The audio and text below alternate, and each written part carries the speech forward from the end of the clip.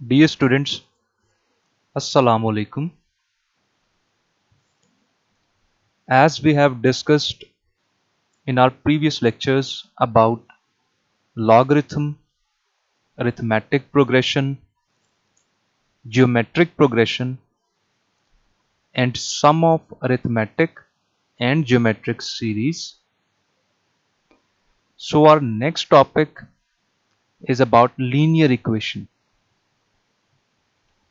अब जैसे कि हमें पता है कि इक्वेशन के अंदर कुछ वेरिएबल्स होते हैं और कुछ कांस्टेंट्स होते हैं और उन वेरिएबल्स एंड कांस्टेंट्स से मिलकर इक्वेशन बनती है। अब हम एज्यूम करते हैं कि we are talking about two variable equation and we are talking about the linear equation. So what would be the definition of linear equation with two variables, with only two variables? You can simply say that an equation between two variables that gives a straight line when plotted on a graph. यानी अगर हम किसी linear equation जिसमें सिर्फ दो variables हों उसको अगर ग्राफ पे प्लॉट करें तो उसकी एक स्ट्रेट लाइन ड्रॉ होगी, यानी उसमें कोई भी कर्व नहीं होगा। उस लाइन की डायरेक्शन कुछ भी हो सकती है बट उस लाइन में कोई भी कर्व नहीं होगा, कोई खम नहीं होगा, वो स्ट्रेट लाइन होगी। तो एक लीनियर इक्वेशन जिसमें दो वेरिएबल्स हैं उसकी हमेशा ग्राफ पे एक स्ट्रेट लाइन ही प्लॉट होती है। ये तो हमने ग्राफिकली उसकी डेफिनेशन को अंडरस्टैंड कर लिया कि linear equation with two variables क्या है, जिसकी ग्राफ पे एक स्ट्रेट लाइन प्लॉट हो जाएगी, वो linear equation. Now what would be the standard form of a linear equation having two variables? So if we look at the standard form, we need to identify the variables. Which are the two variables we are talking about? So we say that our first variable is x and our second variable is y. So the standard form of the linear equation would be ax plus by is equal to c. So in this standard form of linear equation, we can see that this x and this y is our variables, but this a, this b and this c are basically the constants. A, b and c are constants. यानी इस standard form में हमारे first variable के साथ भी एक constant होगा जिसे हम a कहेंगे और उस वेरिएबल को हम x कह देंगे, और हमारे सेकंड वेरिएबल के साथ भी एक कांस्टेंट होगा जिसे हम b कहेंगे और हमारा वो वेरिएबल क्या होगा, y। और इक्वेशन की दूसरी साइड पर एक थर्ड कांस्टेंट भी होगा जिसे हम c कहेंगे। So ax plus by is equal to c। अगर इस फॉर्म के अंदर कोई भी इक्वेशन लिखी हुई है तो that would be the linear equation having two variables. अब कांस्टेंट्स होते क्या हैं और वेरिएबल्स क्या होते हैं? Constants basically the given values, और वेरिएबल्स क्या होते हैं? जो हमने कैलकुलेट करने होते हैं, जिनकी वैल्यू कुछ भी हो सकती है। फॉर एग्जाम्पल, इफ आई से 2x plus 3y is equal to 20, तो अब 2 जो है that is constant, given value जो x के साथ मेंशन है उसे हम a कहेंगे। 3y जो 3 है that is constant, given value जो y के साथ हमारे पास अवेलेबल है वो कांस्टेंट है, वो b है। और 20 वो हमारा थर्ड कांस्टेंट है जिसे हम c कहेंगे। यानी equation 2x plus 3y is equal to 20 में x और y इनकी वैल्यू हमें नहीं पता, ये कुछ भी हो सकती है, वो जब कैलकुलेट करेंगे तब पता चलेगी, इसलिए हम इन्हें वेरिएबल कहते हैं, यानी इनकी वैल्यू वेरी करेगी। लेकिन जो कांस्टेंट्स हैं a, b एंड c वो गिवन है, फिक्स है, वही रहेंगे, ये चेंज नहीं होंगे। 2x में कांस्टेंट 2 ही रहेगा, 3y में कांस्टेंट 3 ही रहेगा, और इज इक्वल टू 20 ये जो कांस्टेंट है ये 20 ही रहेगा, ये चेंज नहीं होंगे। तो constants are basically fixed given values in the equation, और वेरिएबल्स जो हमने कैलकुलेट करने होते हैं और उनकी वैल्यूज कुछ भी हो सकती हैं, कुछ भी आंसर आ सकता है। तो ये कांस्टेंट्स और वेरिएबल्स से मिलकर ही इक्वेशन बनती है। अब लीनियर इक्वेशन की दो बेसिक करेक्टरिस्टिक्स हैं। characteristics of a linear equation are basically two. First characteristic, each variable will have the power of 1। यानी इसका मतलब क्या है कि हमारे पास हम टू वेरिएबल लीनियर इक्वेशन की बात कर रहे हैं, तो टू वेरिएबल्स हैं जिनको हमने नाम दिया हुआ है x एंड y का, तो इन दोनों वेरिएबल्स की पावर 1 होनी चाहिए तो ये लीनियर इक्वेशन होगी। अगर इनकी पावर अदर देन 1 है, अब यहां पर 1 के साथ साइन कोई नहीं दिया हुआ, तो कौन सा साइन है बाय डिफॉल्ट? प्लस का। इसका मतलब है कि x और y की पावर +1 होनी चाहिए। अगर +1 के अलावा कोई और पावर होगी तो फिर ये लीनियर इक्वेशन नहीं होगी। ना -1 हो, ना 2 हो, ना 3 हो, ना -5, ना -4, ना 1/2, ना पावर 1/3, ना -1/2, कुछ भी नहीं होनी चाहिए, सिर्फ +1 होनी चाहिए वेरिएबल्स की पावर, तो वो लीनियर इक्वेशन है। और अगर हम इस स्टैंडर्ड फॉर्म में देखें तो हमारे पास जो x है उसके ऊपर कुछ भी पावर नहीं है, दैट मीन्स +1 पावर है। y के ऊपर कुछ भी पावर नहीं है, दैट मीन्स +1 पावर। तो to be a linear equation the variables must have the power of 1, only +1. So this is the first characteristic to be a linear equation. Now the second characteristic is the variables will not be multiplied with each other. यानी इस equation में जो variables हैं कौन से हमने रखे यहां पर x एंड y, अगर किसी इक्वेशन में x और y जो हमने वेरिएबल्स रखे वो मल्टीप्लाई हो रहे हैं तो फिर वो इक्वेशन लीनियर इक्वेशन नहीं होगी। यानी अगर वेरिएबल्स में से किसी एक की या दोनों की पावर +1 के अलावा कोई और है तो फिर वो इक्वेशन लीनियर इक्वेशन नहीं। या फिर पावर तो +1 है बट वेरिएबल्स आपस में मल्टीप्लाई भी हो रहे हैं तो भी वो लीनियर इक्वेशन नहीं है। तो लीनियर इक्वेशन होने के लिए लाजमी है कि वेरिएबल्स की पावर +1 हो और वेरिएबल्स मल्टीप्लाई भी ना हो, तो वो लीनियर इक्वेशन होगी। तो अगर इस स्टैंडर्ड फॉर्म में देखें तो एक तो वेरिएबल x वेरिएबल y की पावर भी +1 है, और यहां पर इस स्टैंडर्ड फॉर्म में दोनों वेरिएबल्स मल्टीप्लाई आपस में नहीं हो रहे। x अपने कांस्टेंट से मल्टीप्लाई हो रहा है, y अपने कांस्टेंट से मल्टीप्लाई हो रहा है, बट x वेरिएबल और y वेरिएबल आपस में मल्टीप्लाई नहीं हो रहे। Variables will not be multiplied with each other, आपस में मल्टीप्लाई नहीं होंगे। तो ये लीनियर इक्वेशन की स्टैंडर्ड फॉर्म और ये इसकी दो करेक्टरिस्टिक्स हैं।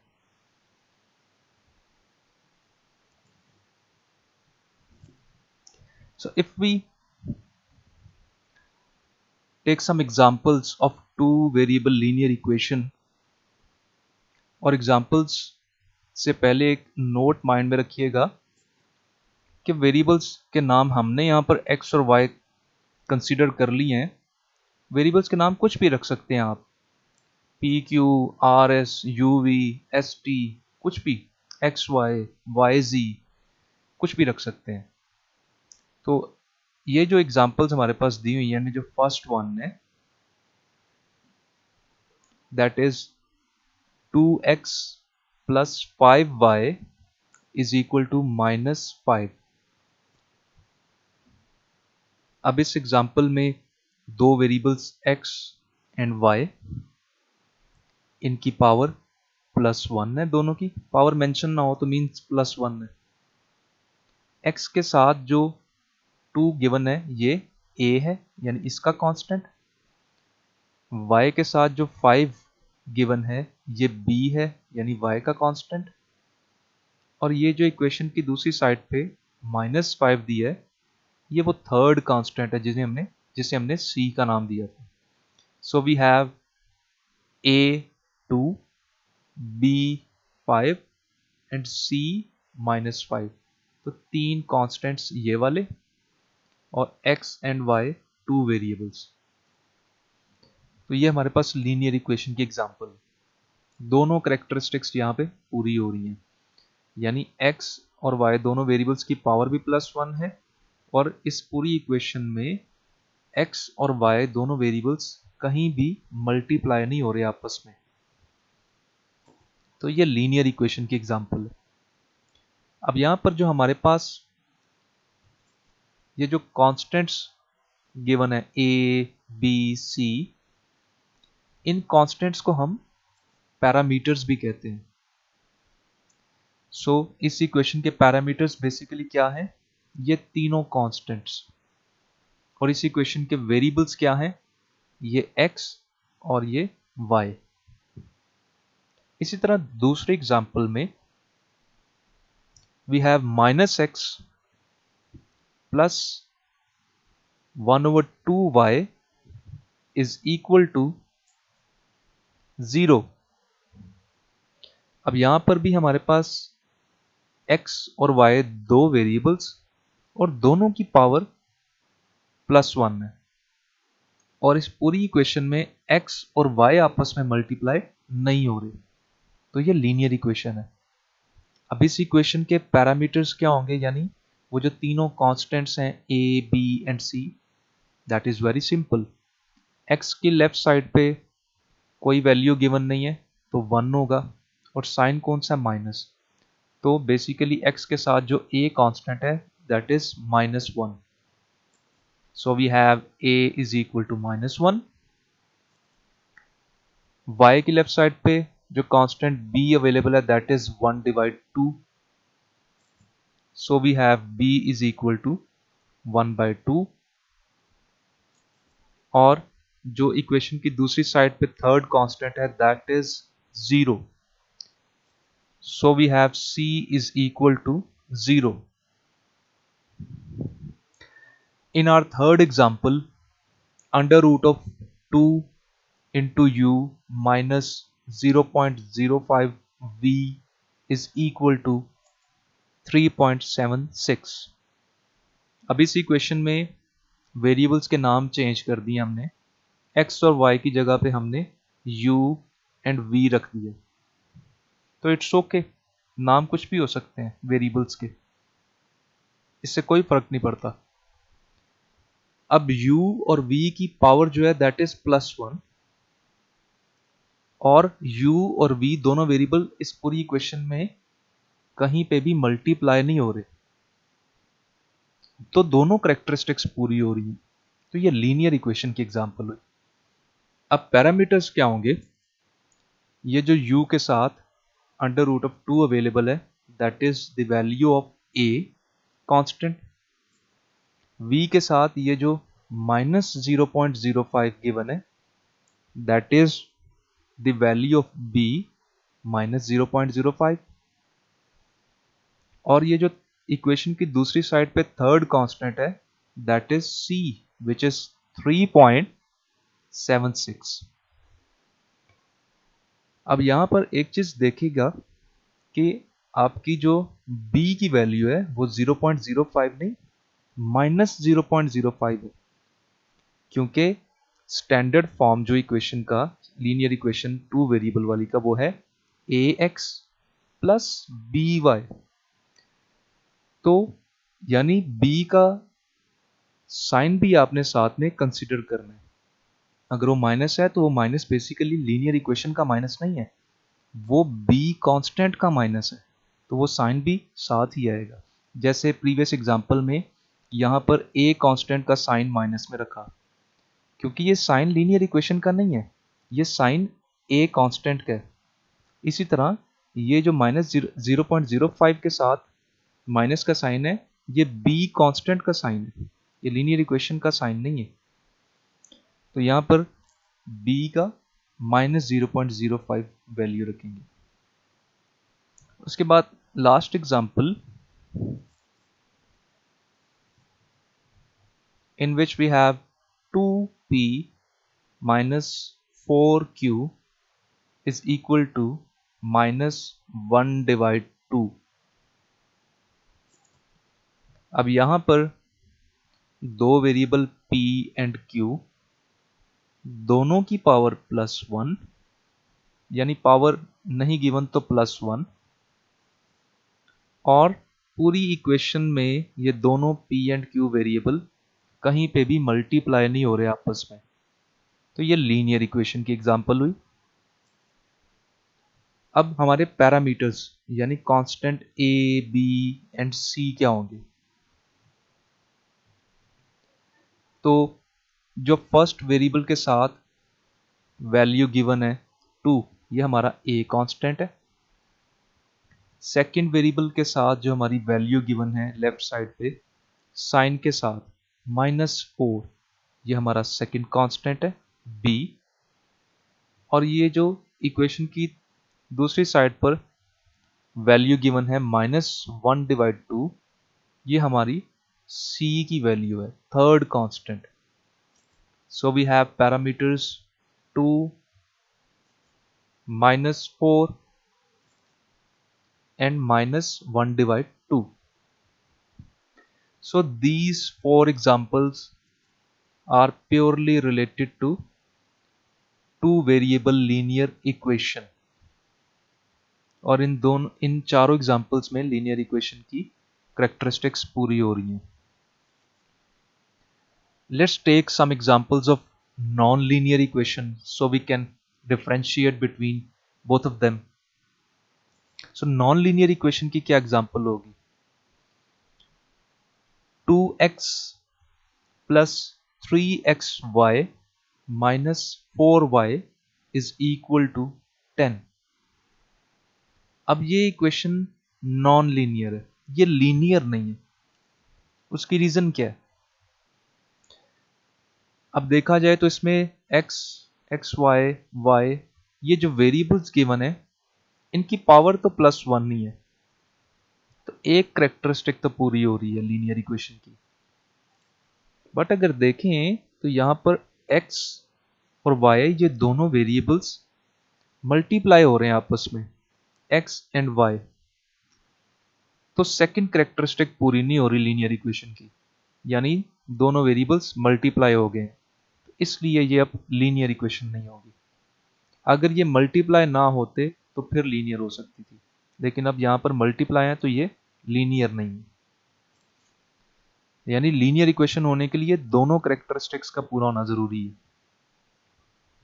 इन our next example, x plus y square is equal to 6।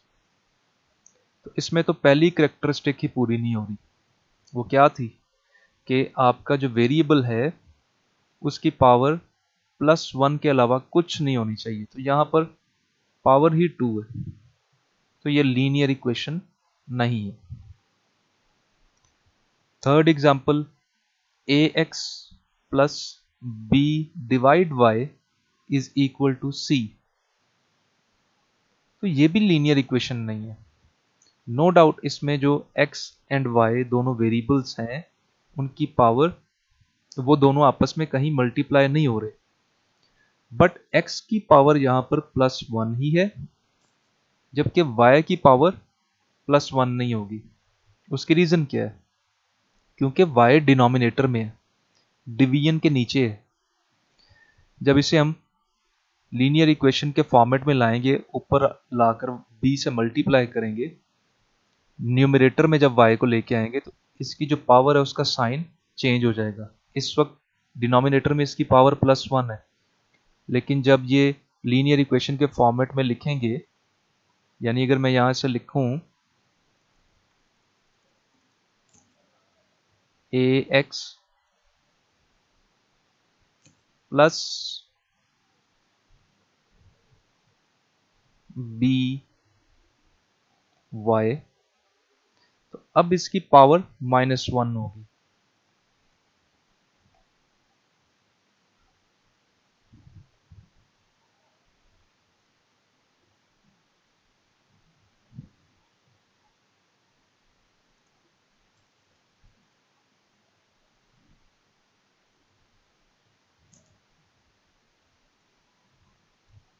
ऐसे, क्योंकि जब भी कोई वेरिएबल अपनी पोजीशन चेंज करता है, डिवीजन के ऊपर से नीचे आए या डिवीजन के नीचे से ऊपर जाए, तो उसकी जो भी पावर होती है उसका साइन चेंज हो जाता है।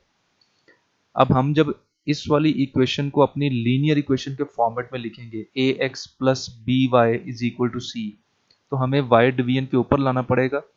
उसकी वजह से उसका जो पावर +1 थी उसका साइन अब चेंज होके -1 हो जाएगी।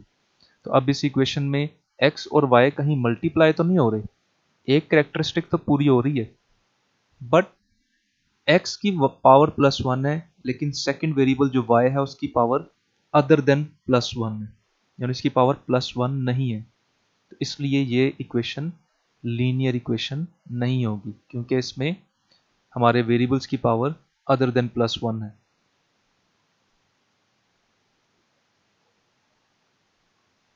तो ये कुछ एग्जांपल्स थी नॉन लीनियर इक्वेशंस की।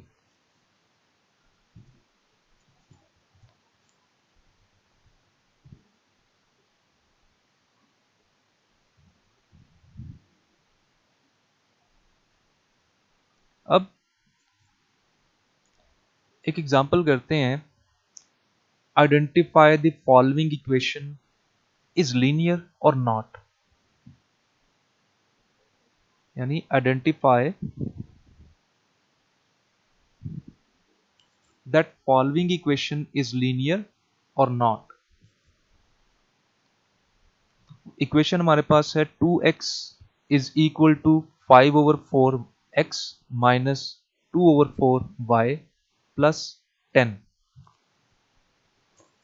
अगर हम इस इक्वेशन की बोथ साइड्स को 4 से मल्टीप्लाई करें,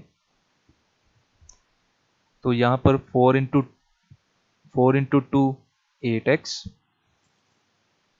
और 4 इंटू 5/4 5, यानी 4 से कैंसिल होगा तो 5x, माइनस 2/4 मल्टीप्लाई 4 से कैंसिल होगा, वी हैव -2, और ये y एज इट इज साथ आएगा, प्लस 4 जब 10 से मल्टीप्लाई होगा तो 40। तो जब इक्वेशन की बोथ साइड्स को 4 से मल्टीप्लाई करेंगे तो हमारे पास रिजल्ट ये निकलेगा। उसके बाद अब 8x और ये जो 5x है इसे इक्वेशन की दूसरी साइड पे ले आएंगे, तो +5x से -5x हो जाएगा। साइन चेंज हो जाता है जब इक्वेशन की एक साइड से दूसरी साइड पर शिफ्ट करते हैं। तो अब ये -2y जब इक्वेशन की दूसरी साइड पर जाएगा तो +2y हो जाएगा, और 40 इक्वेशन की दूसरी साइड पर ही रहेगा, उसे हम वहीं रहने देते हैं, वो एज इट इज 40 रहते हैं। अब 8x minus 5x we have 3x plus 2y is equal to 40। तो अगर यहां पर देखें तो ये exactly two variable linear equation के फॉर्म में है। ax plus by is equal to c। x और y दो वेरिएबल्स हैं, दोनों की पावर +1 है और दोनों ही वेरिएबल इस इक्वेशन में कहीं भी आपस में मल्टीप्लाई नहीं हो रहे। सो ये एक टू वेरिएबल लीनियर इक्वेशन की ही एग्जांपल है। So the above equation is linear. तो बाजुकात एट द फर्स्ट लुक हमें कुछ इक्वेशंस नॉन लीनियर लगती हैं, लेकिन एक्चुअली वो होती लीनियर है। जब हम उन्हें सिंप्लीफाई करें तो एग्जैक्टली लीनियर इक्वेशन की फॉर्मेट में ही आ जाती हैं। तो फर्स्ट लुक पे ही डिसाइड नहीं करना कभी भी कि ये लीनियर है या नॉन लीनियर है। अगर वो सिंप्लीफाई हो रही है तो उसे सिंप्लीफाई करने के बाद जो उसकी फाइनल लुक है उससे उसकी बेसिस पे डिसीजन लें कि क्या ये लीनियर है ये या फिर ये नॉन लीनियर है।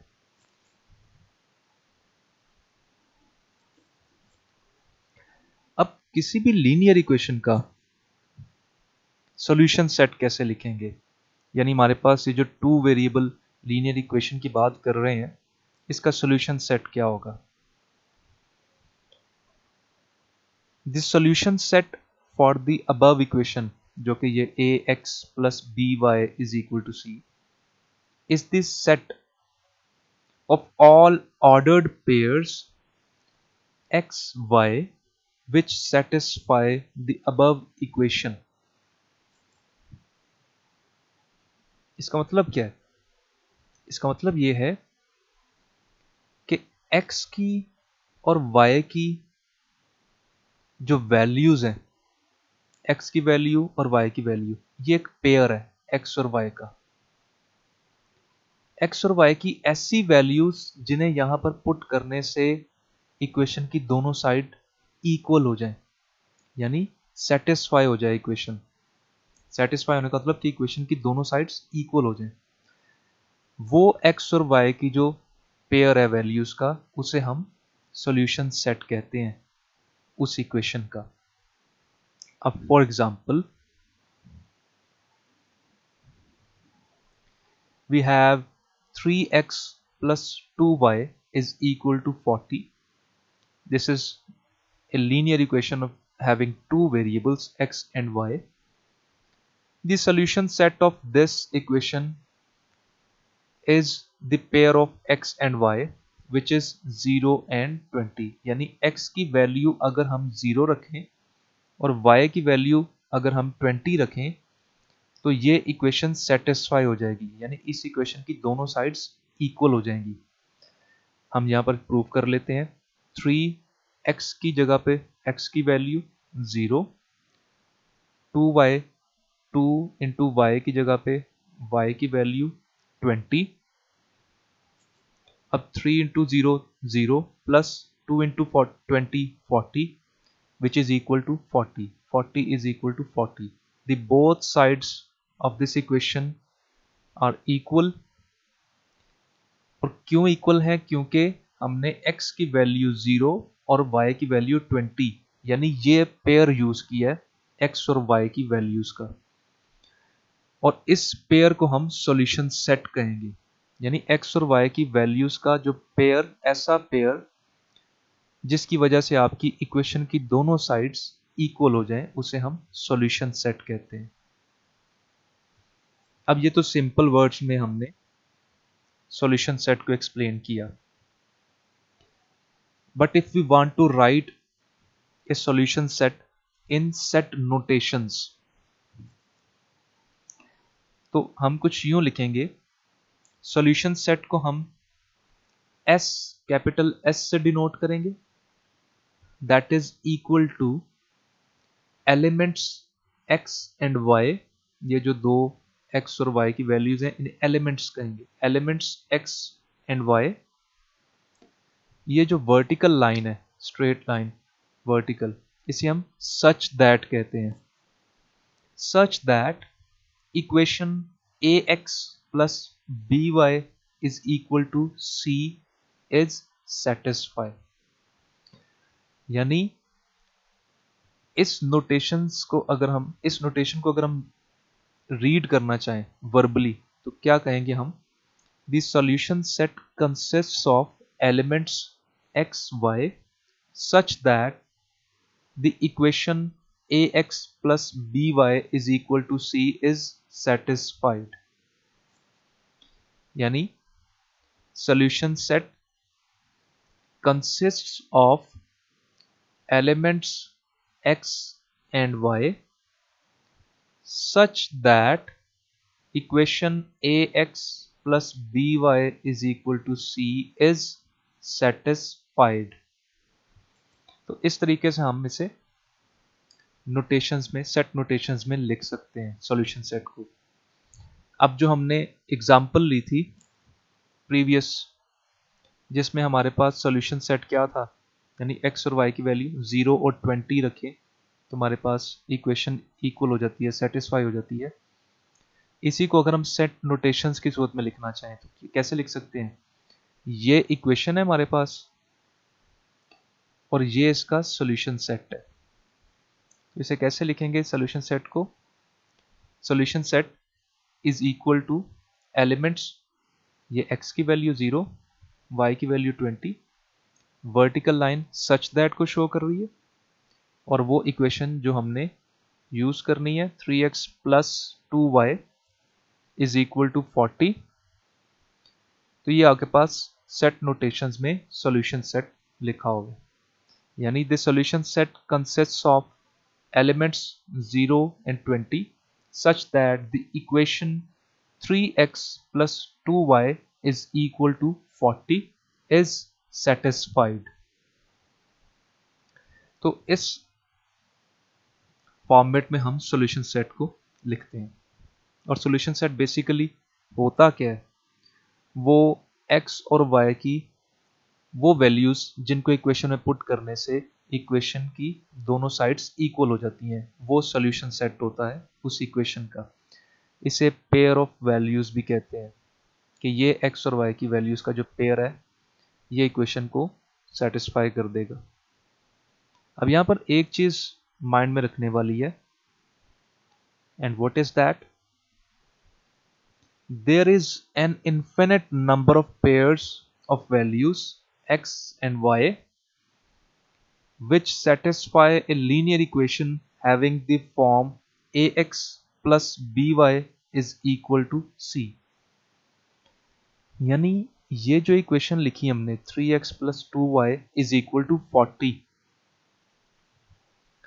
इस इक्वेशन में x और y की वैल्यू 0 और 20 पुट करेंगे तो ये दोनों साइड्स इक्वल हो जाएंगी, ये इक्वेशन सेटिस्फाई हो जाएगी। सिर्फ ये 0 और 20 नहीं है, इस तरह के x और y की वैल्यूज के infinite pairs of values, infinite यानी उनकी कोई तादाद नहीं है जो कि इस इक्वेशन को सेटिस्फाई कर सकते हैं। यानी सिंपल वर्ड्स में हम ये कह सकते हैं कि किसी भी लीनियर इक्वेशन का जो सॉल्यूशन सेट है जिसमें x और y की वैल्यूज हम लिखते हैं, किसी भी लीनियर इक्वेशन जो टू वेरिएबल लीनियर इक्वेशन है उसका जो सॉल्यूशन सेट है उसकी क्वांटिटी कोई नहीं, वो इन्फिनिट है। यानी लातादाद सॉल्यूशन सेट्स हैं, लातादाद पेयर ऑफ वैल्यूज जो हैं वो किसी भी लीनियर इक्वेशन को, टू वेरिएबल वाली लीनियर इक्वेशन को सेटिस्फाई कर सकती हैं। इसकी हम आगे जाकर एग्जांपल देखेंगे। फर्स्ट ऑफ ऑल तो हम ये देखेंगे कि लीनियर इक्वेशन में वेरिएबल्स की वैल्यू कैलकुलेट कैसे करते हैं, सॉल्यूशन सेट कैसे निकालते हैं। उसके बाद ये देखेंगे कि सॉल्यूशन सेट क्या वाकई इन्फिनिट होते हैं किसी भी टू वेरिएबल लीनियर इक्वेशन में।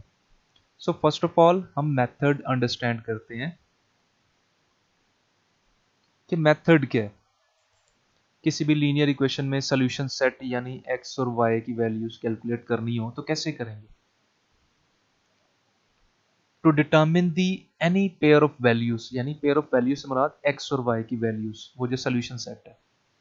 which satisfy a linear equation, adopt the following steps.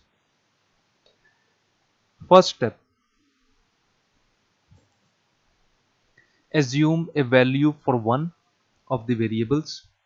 For one of the variables, यानी अगर हम टू वेरिएबल लीनियर इक्वेशन की बात कर रहे हैं जिसमें x और y दो वेरिएबल्स हैं, उनमें से किसी एक वेरिएबल की, फॉर एग्जांपल x की वैल्यू आप कुछ भी एज्यूम कर लें, 2, 5, 10, -4, 100, 0, वट एवर, दोनों वेरिएबल्स में से किसी एक वेरिएबल की वैल्यू आप खुद से एज्यूम कर लें, फिर उस वैल्यू को पुट कर दें सेकंड स्टेप में उस इक्वेशन में, substitute this value into the equation, यानी उस इक्वेशन में x की जगह वो वैल्यू पुट कर दें।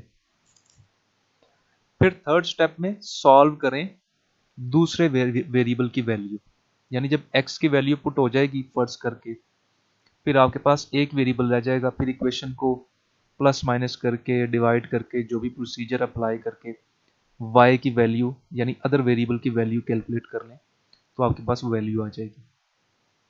फॉर एग्जांपल अब मेरे पास ये एक इक्वेशन दी हुई है, 2x plus 4y is equal to 16। First requirement है determine the pair of values which satisfies the equation when x is equal to -2, यानी जब x -2 रखें हम तो फिर y की वैल्यू क्या होगी, यानी पेयर ऑफ वैल्यूज निकालना है, x और y की वैल्यूज निकालनी है, तो x -2 है तो y की वैल्यू भी साथ निकालने क्या होगी। तो अब हमारे पास फर्स्ट स्टेप तो ऑलरेडी उसने क्वेश्चन में कर दिया है, यानी उसने खुद से एक वैल्यू हमें एज्यूम करके दे दी है x की। हमने बाकी दो स्टेप्स करने हैं, यानी उस x की वैल्यू को इक्वेशन में पुट करना है और दूसरा वेरिएबल कैलकुलेट कर लेना है। तो यहाँ पर हमने उस इक्वेशन में जो कि हमारे पास क्वेश्चन में गिवन थी 2x plus 4y is equal to 16, उस इक्वेशन में x की वैल्यू -2 पुट कर दी। तो यहाँ पर 2 into -2 -4 plus 4y is equal to 16। अब आपने y कैलकुलेट करना है तो -4 को इक्वेशन की दूसरी साइड पर ले जाएं तो +4 हो जाएगा, 16 + 4 20, ये 4 y के साथ मल्टीप्लाई इक्वेशन की दूसरी साइड पर डिवाइड होगा, 20 / 4 तो y इज इक्वल टू 5। तो हमारे पास पेयर ऑफ वैल्यूज क्या आया, x -2 रखा तो y कितना आया 5, यानी पेयर ऑफ वैल्यूज क्या है x y, x कितना -2, y कितना है 5। यानी अगर हम इस इक्वेशन में ये वाला सॉल्यूशन सेट यानी ये वाली वैल्यूज रखते हैं x और y की, तो हमारी इक्वेशन की दोनों साइड्स इक्वल हो जाएंगी। आप करके भी देख सकते हैं, x की वैल्यू -2 रखें, -2 × 2 4 प्लस 4 इंटू वाई की वैल्यू 5 रखें, 4 इंटू 5 20। अब 20 - 4 इज इक्वल टू 16, तो इक्वेशन की दोनों साइड्स इक्वल हो जाएंगी इस पेयर ऑफ वैल्यूज में। ठीक है, अब हम यूं भी कर सकते थे, यानी क्वेश्चन की जो सेकंड रिक्वायरमेंट है कि determine the pair of values which satisfy the equation when y is equal to 0। अब हम x की वैल्यू एज्यूम करने के बजाय y की वैल्यू एज्यूम कर लेते हैं, उसे इक्वेशन में पुट करेंगे और x कैलकुलेट कर लेंगे। तो यहां पर if we assume the value of y is 0 and put this value into this equation, 2x plus 4 into 0 ये 0 हो जाएगा, 2x plus 0 is equal to 16। x calculate करना है तो 2x से मल्टीप्लाई हो रहा है इक्वेशन की दूसरी साइड पर, डिवाइड हो जाएगा, so we have x is equal to 8। so the pair of values which satisfy this equation is x8 y0, यानी x and y यानी 8 एंड 0। इस इक्वेशन में x की वैल्यू 8 रखें और y की वैल्यू 0 रखें तो आपकी इक्वेशन की दोनों साइड्स इक्वल हो जाएंगी, ये इक्वेशन सेटिस्फाई हो जाएगी। तो यहाँ पर जो हमने प्रीवियसली बात की कि ये जो सोल्यूशन सेट है, यानी ये जो पेयर ऑफ वैल्यूज हैं टू वेरिएबल लीनियर इक्वेशन में, ये पेयर ऑफ वैल्यूज जो इस लीनियर इक्वेशन को सेटिस्फाई करेंगे ये इन्फिनिट है, यानी सिर्फ ये 8 और 0 नहीं सेटिस्फाई करेगा। अभी हमने ऊपर वाली एग्जांपल में -2 एंड 5 भी इस इक्वेशन को सेटिस्फाई कर रहा है, 8 एंड 0 भी इस इक्वेशन को सेटिस्फाई कर रहा है। इसी तरह इन्फिनिट पेयर ऑफ वैल्यूज हैं। और वो कैसे कैलकुलेट कर सकते हैं? आप खुद से x की वैल्यू एज्यूम करते जाएं और y निकालते जाएं तो आपके पास पेयर बनते जाएंगे। जितनी मर्जी x की वैल्यूज एज्यूम करके करके y की वैल्यूज कैलकुलेट करते जाएं तो आपके पास पेयर्स आते जाएंगे और ये इन्फिनिट है, इनकी कोई तादाद नहीं है। मैं x 1 से शुरू करता हूँ, 1 रखता हूँ, फिर y कैलकुलेट कर लेता हूँ, फिर x को 2 रखता हूँ, y कैलकुलेट कर लेता हूँ, x को 3 रखता हूँ, y कैलकुलेट कर लेता हूँ, ऐसे सो ऑन इन्फिनिटी तक आप x की वैल्यूज एज्यूम करते हुए y की वैल्यूज कैलकुलेट करके पेयर्स बना सकते हैं। तो पेयर्स की क्वांटिटी इन्फिनिटी है जो इस इक्वेशन को सेटिस्फाई कर सकती है। तो टू वेरिएबल लीनियर इक्वेशन में पेयर ऑफ वैल्यूज इन्फिनिटी होते हैं जो कि उस इक्वेशन को सेटिस्फाई कर सकते हैं। तो ये हमारा लीनियर इक्वेशन का कुछ टॉपिक था। अब हम नेक्स्ट लेक्चर में इसकी थोड़ी सी क्वेश्चंस की प्रैक्टिस करेंगे और इससे नेक्स्ट हम फर्दर मूव करेंगे। Thank you very much.